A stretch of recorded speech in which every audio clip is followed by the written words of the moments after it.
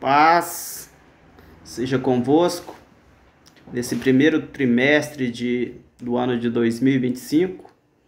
Nós estamos estudando a respeito de assuntos apologéticos, a defesa daquilo que nós acreditamos. E nessa lição de número 3, nós vamos abordar o seguinte tema: a encarnação do Verbo. O que é o Verbo? Jesus Cristo. João, no capítulo de número 1, ele diz que no princípio era o Verbo e o Verbo era Deus. E João diz que o Verbo se fez carne e habitou entre nós. Os filósofos diziam que havia uma força maior que sustentava o universo. E essa força maior que sustentava o universo chamava-se Logos. Daí João escreve dizendo que no princípio era o Logos, e o Logos era Deus. Traduzido para o português, ele diz que no princípio era o Verbo, e o Verbo era Deus. E o Verbo se fez carne e habitou entre nós. Dentro da nossa língua portuguesa, o verbo ele dá sentido às palavras, às frases. Sem o verbo não faz sentido. A nossa vida só faz sentido porque o verbo encarnou e viveu entre nós. E a palavra-chave para esse trimestre, para essa aula, é docetismo. O que é docetismo? É a doutrina, a falsa doutrina que ensina que Jesus não teve o corpo físico. Também está atrelada com o gnosticismo, que ensina que Jesus não teve um corpo físico. Todavia, acreditamos, fundamentado nas Sagradas Escrituras, que Jesus ele caminhou aqui nessa terra. A história bíblica mostra isso, mostra personagens que viveu com Jesus, a sua infância, os seus amigos, as pessoas que conviveram com ele. Portanto, não tem como negar essa evidência que Jesus Cristo pisou aqui nesta terra e caminhou entre os homens.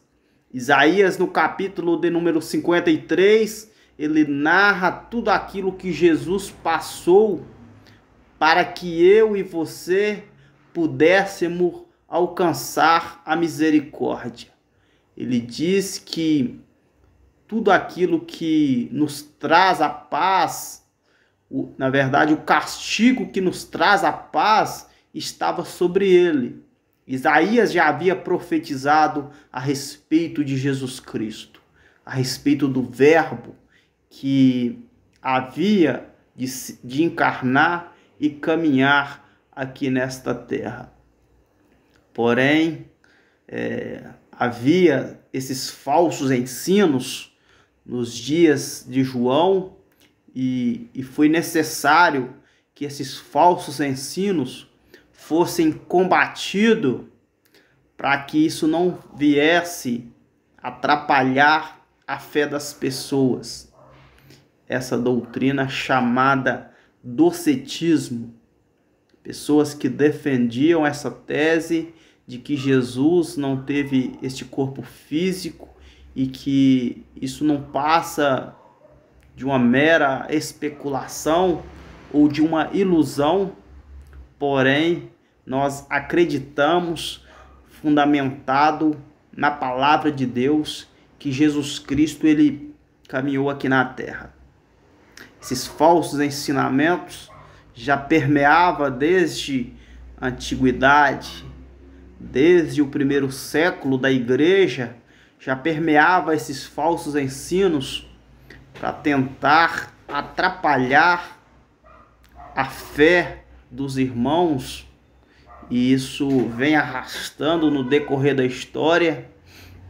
E nós precisamos defender essas verdades que nós acreditamos. A Bíblia nos orienta a viver debaixo da palavra de Deus. A Bíblia diz lá em Provérbios, capítulo de número 30, o versículo de número 5, a Bíblia diz que toda a palavra de Deus ela é pura, escudo para os que confiam nele. Aí ele diz no versículo de número 6, nada acrescente às suas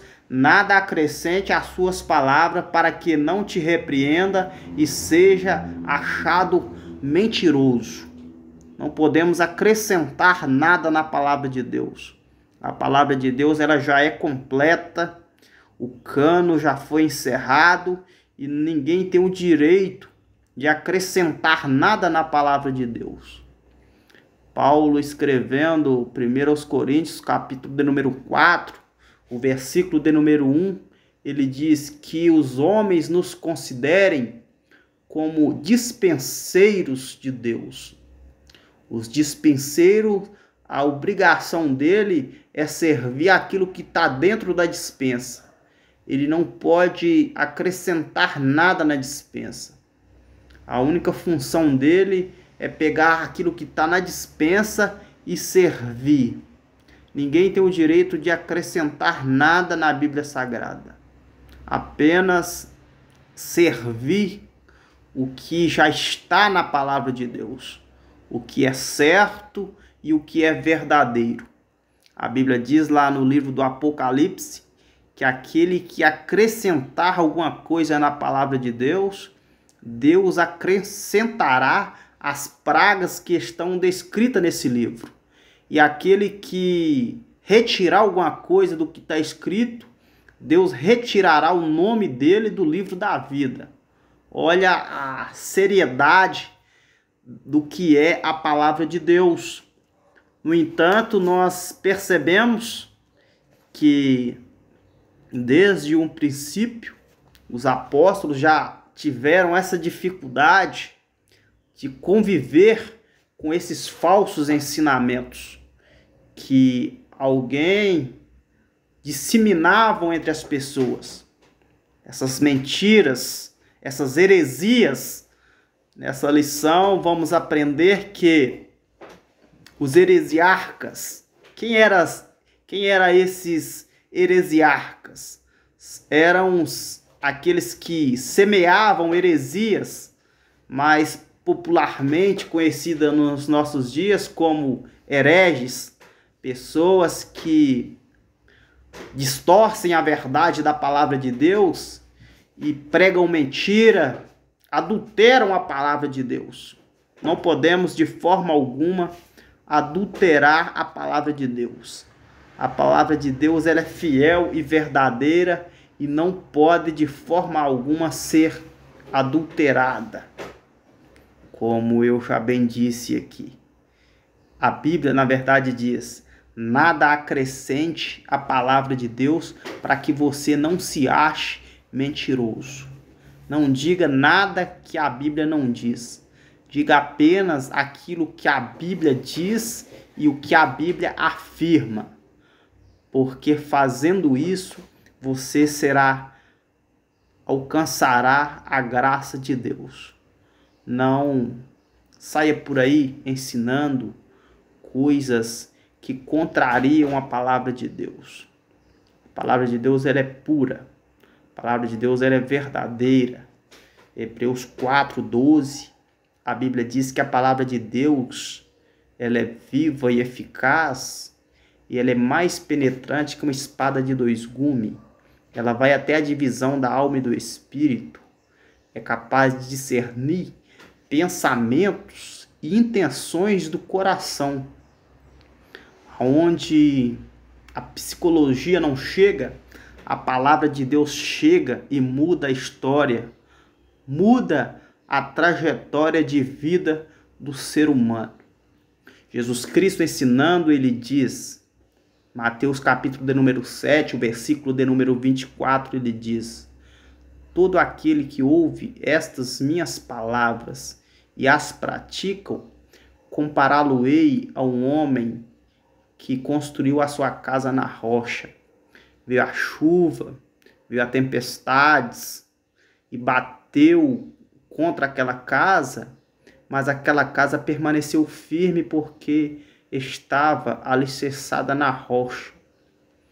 A pessoa que alicerça a sua vida na palavra de Deus, vem as dificuldades da vida, as decepções, tragédias, mas a pessoa continua firme, porque ela sabe que Jesus está presente e que Deus, ele está presente em todos os momentos da nossa vida, como diz o Salmo de número 46, que o Senhor dos Exércitos, ele está presente, ele não nos abandona.